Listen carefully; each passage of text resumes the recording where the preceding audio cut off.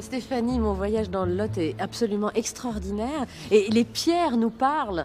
Ici, elles sont vraiment le témoin d'une histoire millénaire et je ne pouvais pas faire ce voyage sans m'arrêter ici à Figeac pour parler d'une pierre pas comme les autres. Nous sommes juste dessus. Il s'agit de cette pierre de Rosette ici à Figeac. Alors, contemporaine pour Oui, celle sur c'est laquelle pas nous l'original, sommes. sinon on ne serait pas dessus.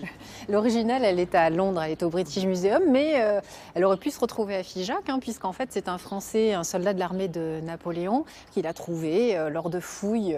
Elle servait de soubassement à un temple, elle était déjà réemployée. Malheureusement, la suite des événements n'a pas été favorable à Napoléon. Il a été défait par les Anglais. Et les Anglais, comme c'était la coutume à l'époque, ont exigé comme butin de guerre une partie des découvertes archéologiques, dont la pierre de Rosette. Raconte-moi ce que c'est exactement cette pierre de Rosette. Oui, Champollion, Jean-François Champollion, né à Figeac en 1790, ça a marqué évidemment l'histoire de la ville, mais l'histoire de l'égyptologie avant tout, puisque la pierre de Rosette est un des éléments qui lui a permis de déchiffrer cette écriture qui avait été perdue depuis plusieurs siècles. Ça a même révolutionné nos connaissances sur les écritures. On part du grec ancien, c'est ça, Tout à pour fait. aller jusqu'au hiéroglyphe.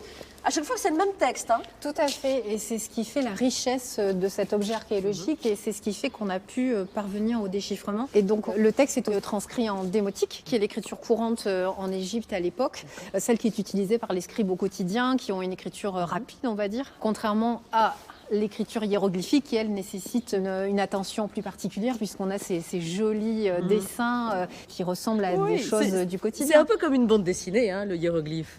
On pourrait dire que c'est la première bande dessinée.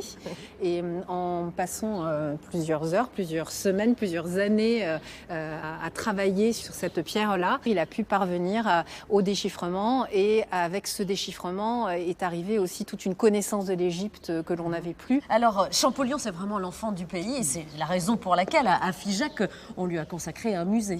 Inauguré à l'époque par François Mitterrand, passionné d'Égypte.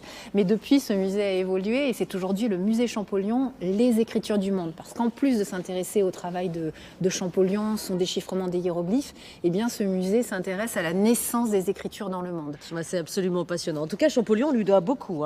Oui, effectivement.